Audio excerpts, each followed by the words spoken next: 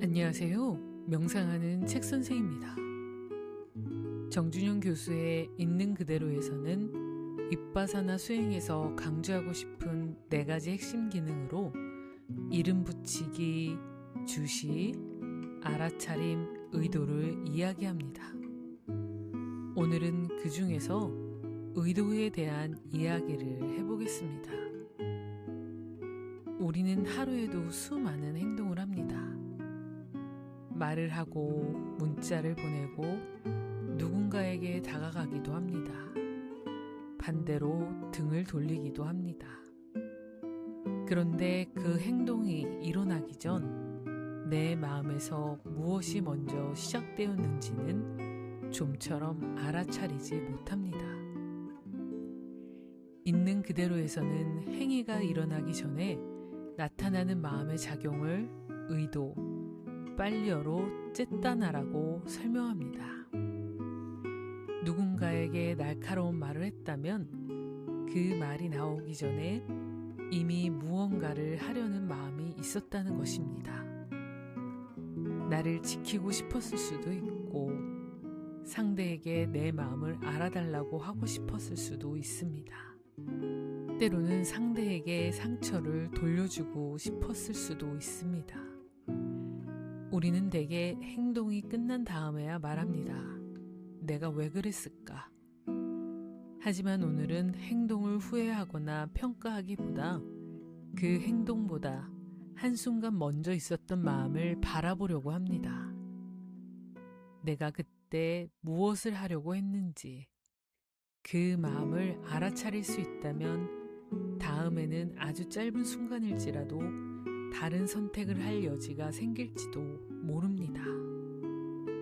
오늘은 있는 그대로의 의도에 관한 글을 함께 읽고 최근 나에게 있었던 한 장면으로 돌아가 그 행동 이전에 있었던 마음을 천천히 바라보겠습니다.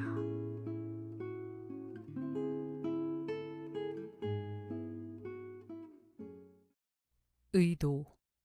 의도란 행위 앞에 나타나는 정신작용으로 주시가 성숙되면 의도를 알아차리는 힘이 생긴다. 즉, 행위에 앞서 무엇을 하려고 하는 의도를 파악할 수 있게 된다. 의도는 빨리어 쨌다나의 번역어이다. 쨌다나는 마음의 의미를 지닌 찢에서 파생한 여성 명사로 행위를 하는 마음의 위치를 의미하며 의도, 적극적 사고 등으로 번역한다. 의도란 대부분의 움직임에 앞서 나타난다. 무엇을 하려고 하는 마음이 있었기에 그 행위가 일어난다.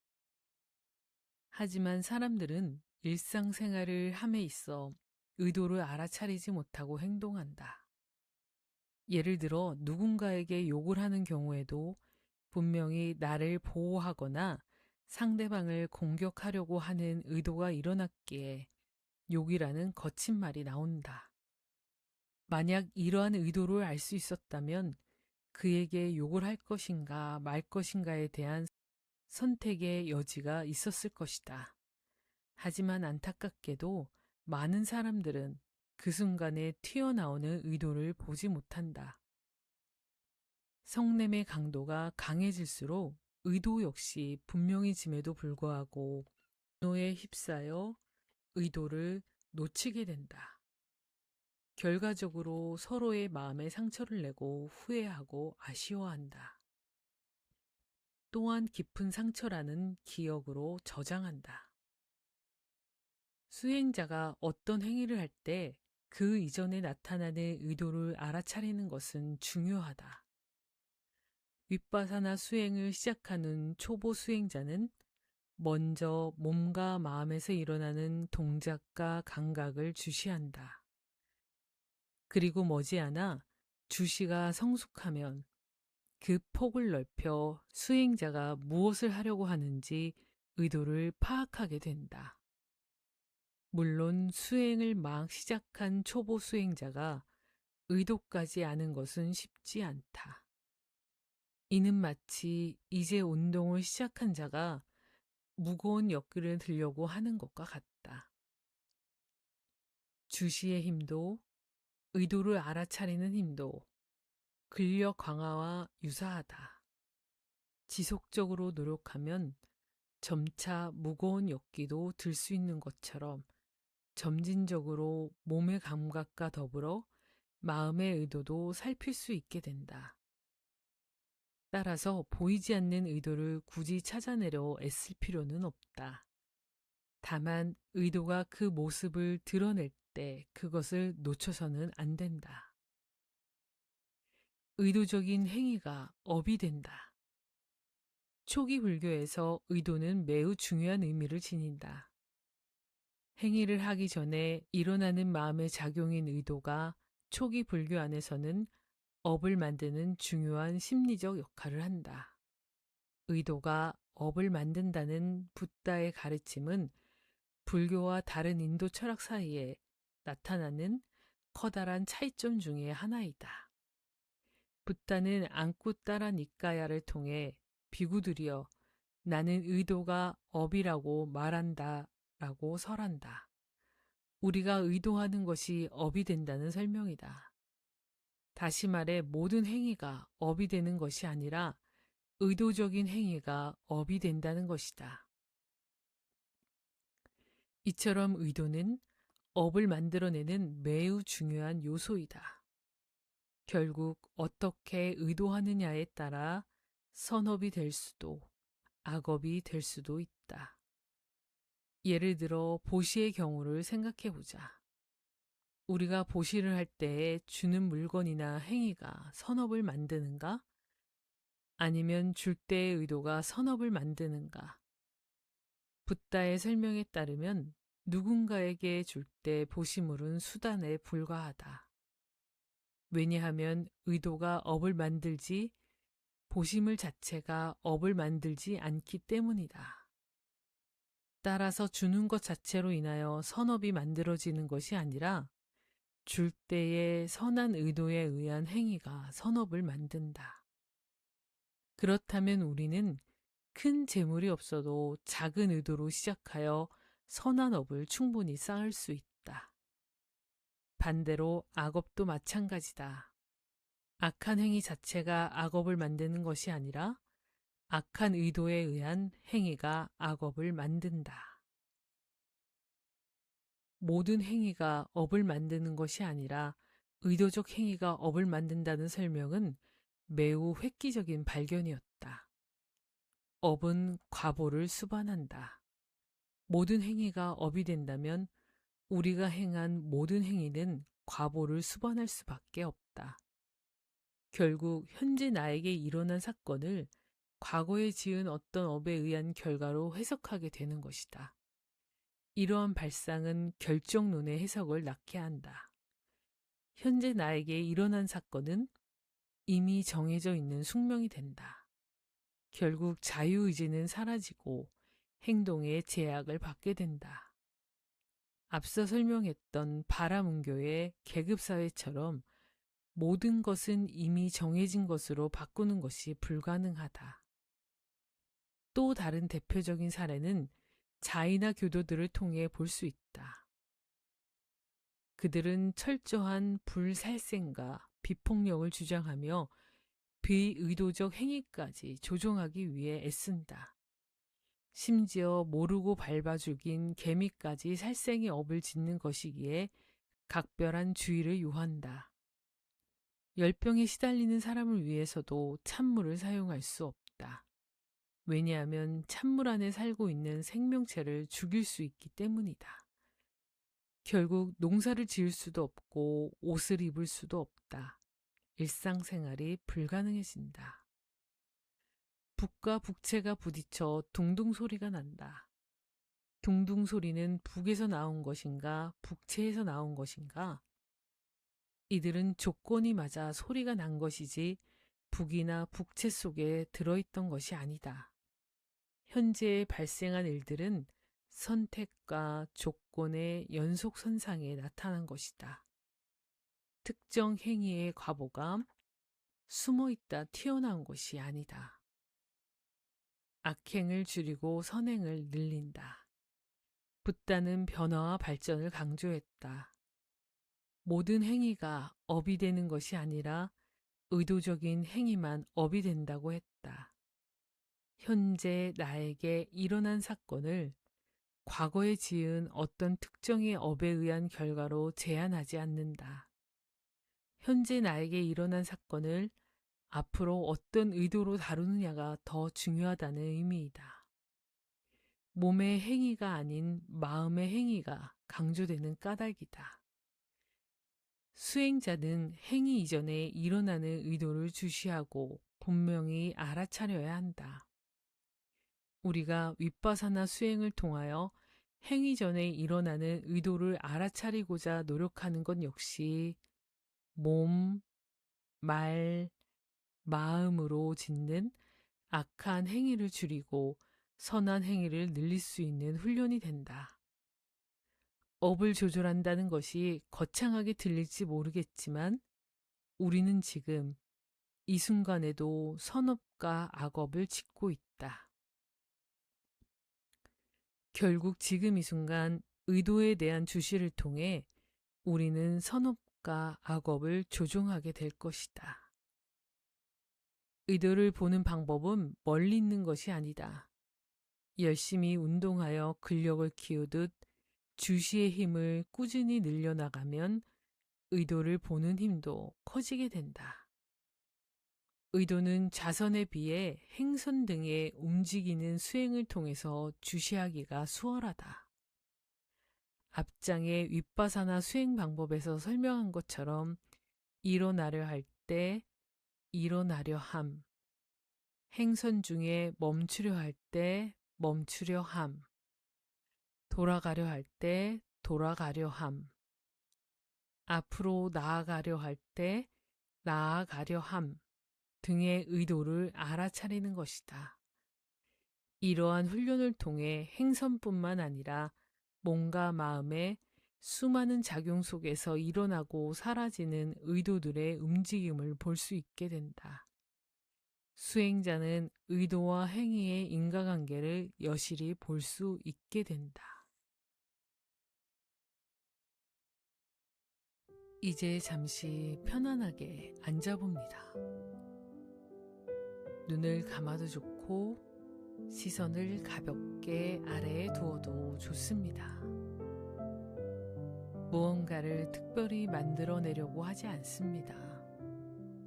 잠시 지금까지 이어온 생각들을 내려놓고 이 시간에 머물러 보겠습니다.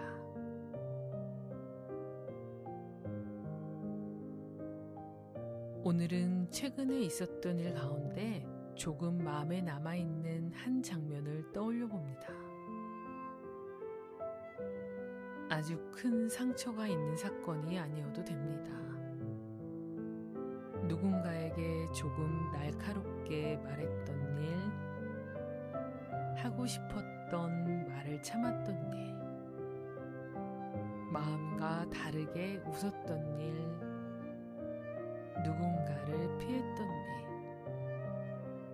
또는 집에 돌아와 그때 내가 왜 그랬을까 하고 생각했던 작은 장면이어도 좋습니다. 하나의 장면만 떠올려 봅니다.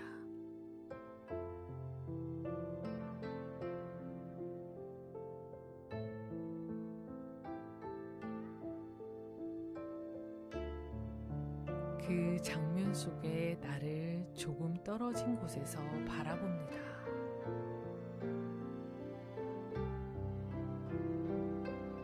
오늘 바라볼 것은 오직 나의 마음입니다.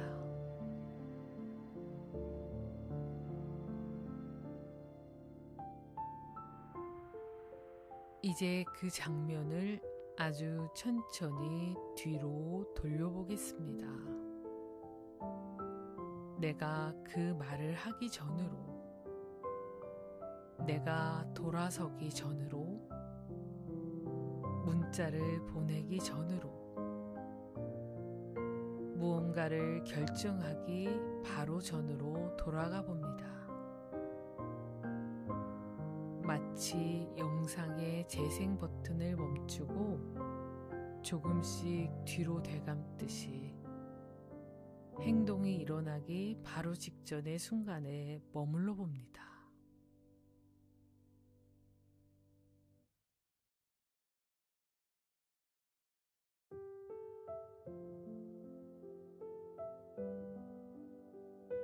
그리고 조용히 묻습니다.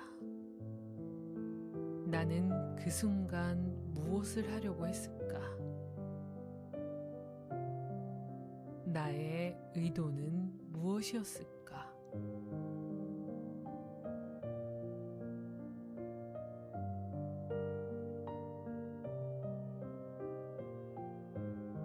혹시 내 마음을 알아주기를 바랬던 것은 아닐까? 나를 보호하고 싶었던 것은 아니었을까? 무시당하지 않고 상대가 내 뜻을 알아주기를 바랬던 것은 아니었을까? 혹은 내가 옳다고 인정받고 싶었던 것은 아니었을까? 어떤 마음이 떠올라도 그것을 좋은 의도, 나쁜 의도로 서둘러 나누지 않습니다. 지금 단지 그 마음이 있었다는 것을 알아차립니다. 아, 나는 그때 이런 마음으로 이 행동을 하려 했구나.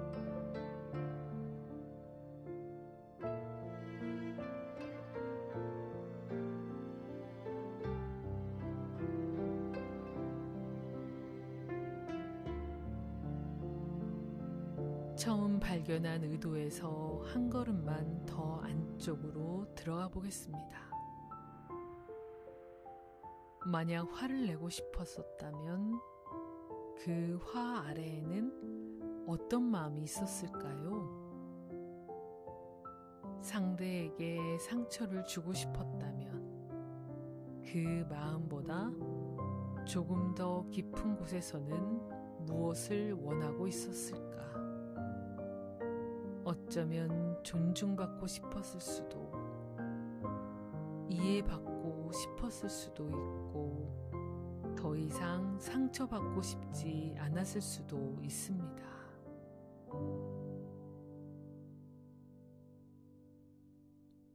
다시 한번 나에게 묻습니다.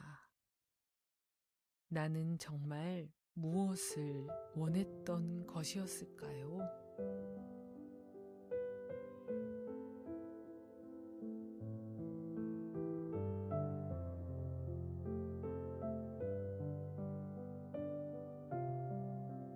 답이 분명하지 않아도 됩니다. 의도는 언제나 말로 또렷하게 설명되는 것이 아닙니다.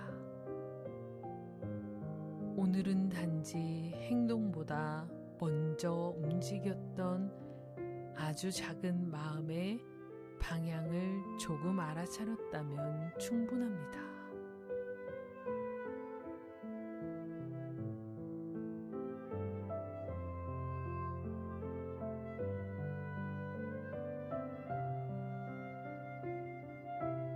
그리고 이제 지나간 장면에서 천천히 돌아옵니다. 그때의 행동은 이미 지나갔습니다. 그 시간으로 돌아가 다시 할 수도 없지만 지금부터 이 일을 어떤 마음으로 이어갈지는 아직 결정되지 않았습니다. 여기에서 아주 작은 선택의 공간이 생깁니다. 그 사람에게 조금 더 부드럽게 이야기하고 싶은지,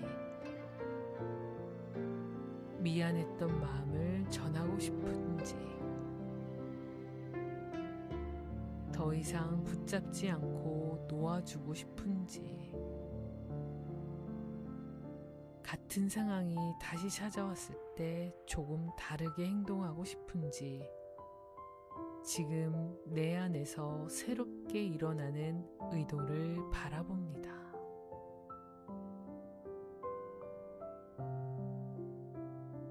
이제 나는 어떤 마음에서 다시 행동을 시작하고 싶은가?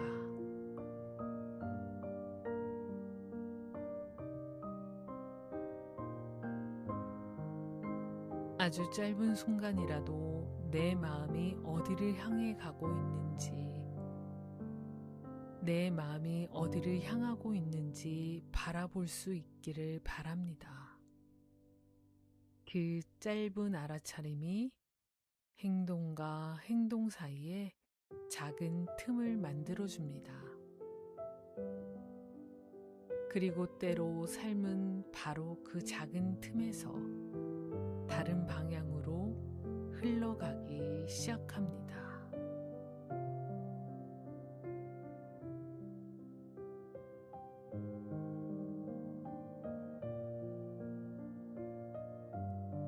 행동보다 조금 먼저 일어나는 나의 마음을 더 바라보실 분들은 명상을 계속 이어가시고, 마무리하실 분들은 마무리하셔도 좋습니다. 명상하는 책 선생이었습니다.